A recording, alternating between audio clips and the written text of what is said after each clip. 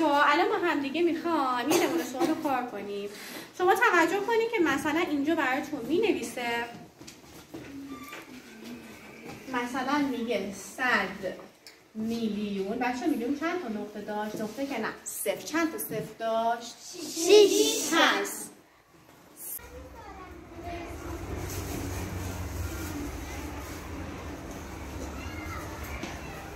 خب زینب الان به شما رسیدگی میکنم، نگران نباش.